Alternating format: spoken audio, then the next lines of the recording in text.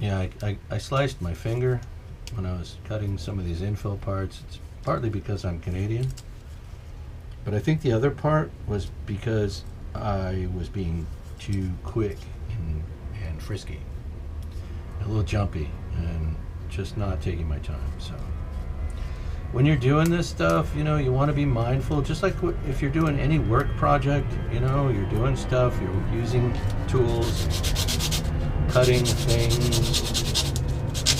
Most of the tools that you're going to use in any trade are going to, if they're cutters, they're going to be able to cut you, you know, because they have to cut metal, or they have to cut wood, or they have to cut plastic, or they have to cut wire, or they have to cut pipe. And, you know, all those things are, well, if they can cut those things, they can cut you. They can get you. So, you know, anytime you're working with the tools, just take your time.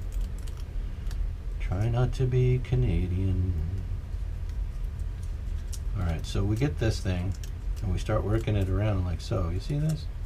I don't know. Are you still there? So you get it going, but you don't want to, you know, like I said, you don't want to get oh, see, look what I did. I started to. Oh, we're fine. So that popped out, and this is out, and now you can see, you know, how nicely this method works on these, you know, parts, especially the smaller. The smaller they are, the better this method works. Something like, oh, I don't know, these little, like when it comes time to pull these prop hub parts out of here, this is exactly, I'm going to do it this way rather than try and work and finesse that little blade around in there. I'll be back sanding those to get them off of the sheet, and because it makes the most sense. Here I can just barely tap with the knife, and we're out. We got a part that looks nice and clean, and I've got 2 course of grit of sandpaper here, but let's do this. And you just clean that edge up a little bit, you know, a little bit, and you can see that you know, the method is sound. It's a good method. It works. So what did I say to use? 100 grit, 120 grit, 150 grit. So this is 100. This is 150. You know, but close is good enough in sandpaper. Just know that the finer grit you use, the longer you're going to be sanding. So if you want to scrub a little bit with the rough stuff to get it, you know, somewhere, and then finish with the finer, that's kind of what I do. It's kind of what I just did. So anyway, this is a good, you know, easy, clean way to get these off without slicing and dicing. So this is the part that's going to come off of the back of the landing gear, like I said, and roll up into the nacelle and anchor to the wing itself. But it's not going to be this part. Now, what I might do, and I'm thinking of, is I might put, you know, 2 of these together the way they're like you're supposed to. So you put one onto the other one, and then cut the part. You know, cut this off here, and cut these off about where the end of the bend is, here and here, so that I have this nice Y shape here that I don't have to try and bend into my solder or my tubing or whatever it is that I'm going to end up using. And it'll look, it should look okay if I do that. I'm not sure I need to just yet. I have to think more about how I'm going to fabricate these parts myself rather than using these. But you can see, just like with the landing gear that came with the kit, with these parts that came with the kit, these are too thick. This is, I mean, if I put 2 of these together, I've got, you know, something just massive here that I don't, it's too big. It doesn't fit the scale. It doesn't look like the part does on the actual airplane. It's just not, I mean, it's not what you want. It's fine, but it's not great, you know, or even really that good. It's just fine.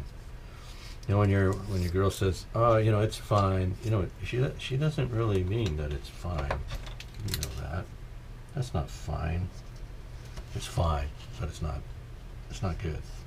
Chances are pretty good that when she says it's fine, it is bad news. That's not good at all. But we know that, you know. The fellas know, the guys know when the girls say fine.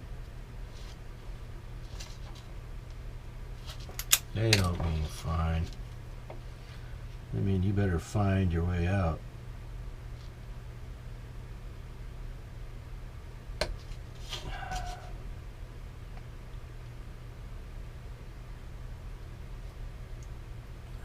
Oops, yeah, got off our line there. So this is the way you would cut it if you were going to use a blade. You're not trying to cut in one pass, you're followed the bad line. You're scoring, right? You're scoring, you're score cutting. You're not trying to cut this right in one go. So you just drag the blade over it a couple of times until you feel it start to slip right through. Being careful that it doesn't slip right through in a bad spot and go in the wrong way. Then you just kind of work it back and forth until you can separate it from the part. You know, make life easy on yourselves. Do it whichever way you're comfortable with. At least now you know there's more than one way to skin this cat, and get these parts off of the sheets without ruining them.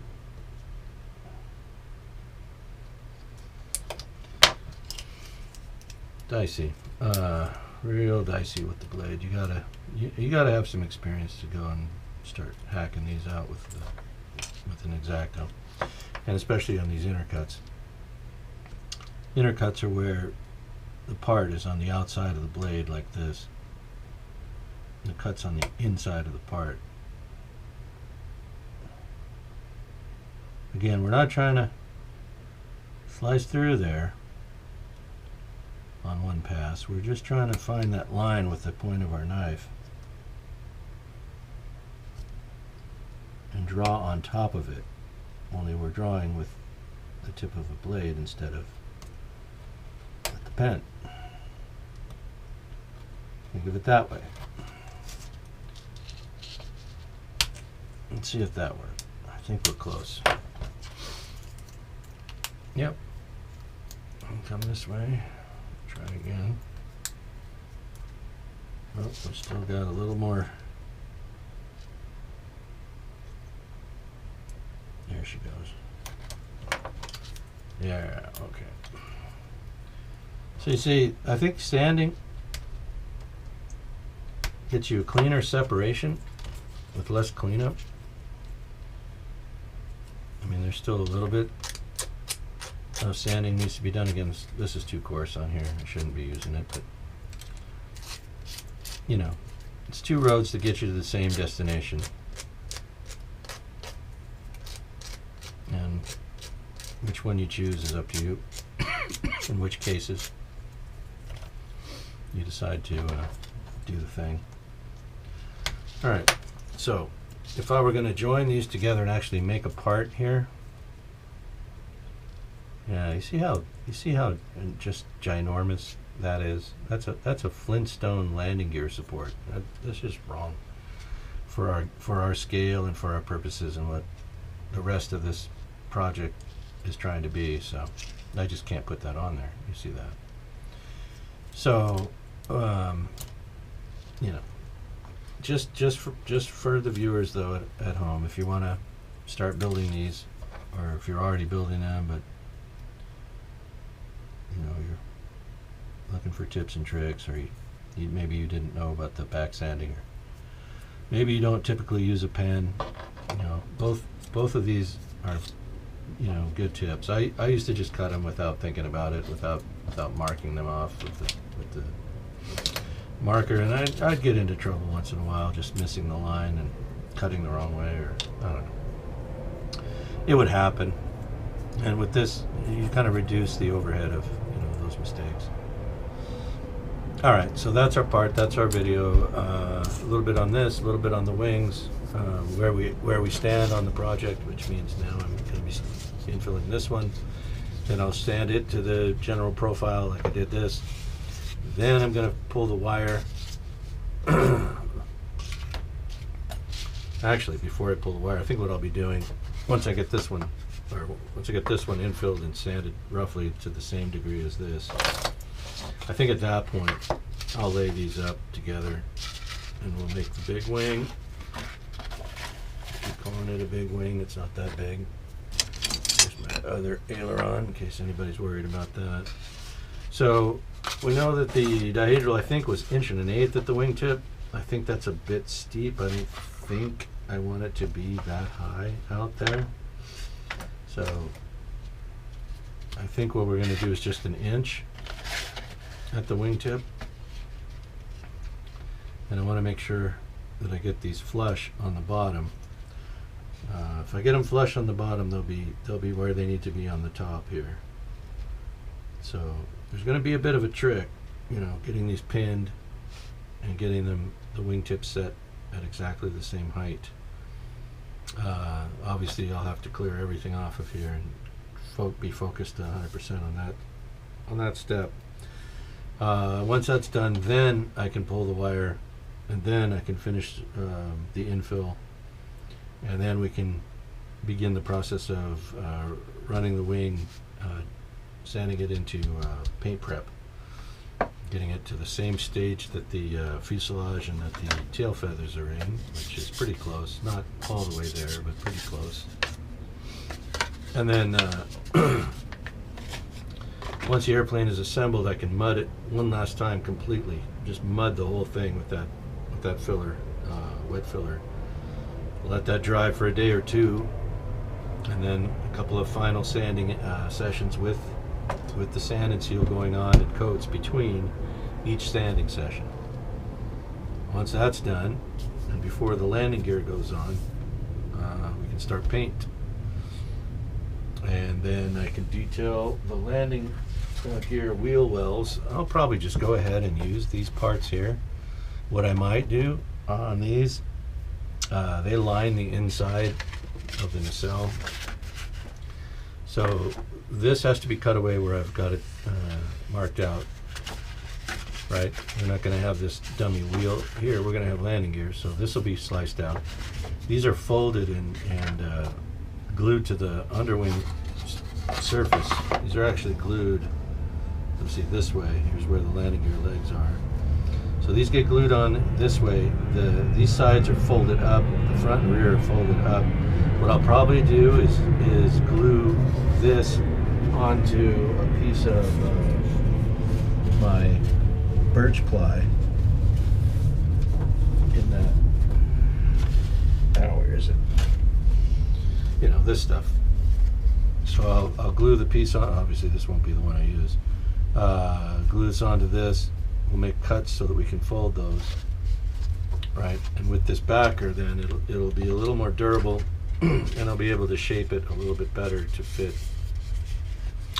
inside this opening. And again, there'll have to be a trailing cut down to about here, just a skinny cut that'll basically accept this, well, my aluminum tubing that will be replacing this, but this is about the shape of that slice, cut, whatever you want to call it. Okay, just this skinny slot that's going to run from here back to about here, and that'll accommodate the landing gear rear support when it's time to install that. All right, so again, dummy motors we're not using. We've got these 3D printed Pratt & Whitney R2800s. So we'll be using those once I get them painted up, prettied up, prepared for the installation. Here's the windows. I probably will use these, or what I might do is use these as templates. I haven't decided whether I'm going to cut the windows out or if I'm just going to use black painted acetate, sheet acetate. I might just do that. I don't know. I'm still thinking on that. And then here are the cowl flaps, landing gear light fixture looking things. I might use these, but I am going to put landing lights on the airplane. I have 2 landing lights, so I'll fit those. Let me think. there anything else I want to talk about? Prop hubs, we're gonna pull those off the way we did these with the sandpaper. The center hubs for these airplanes are actually molded into the cowling. So this whole centerpiece will be cut out along the blue line, and then this piece will be cut out once, once we get to that point. And those are the prop hubs, and I'll be making the blades out of balsa like I do on all the other builds. We make the balsa props here, so they'll be fitted to those vacuum formed hubs and whatnots. So there we go. Thanks for watching. Everybody have a great day, and we'll see you next time.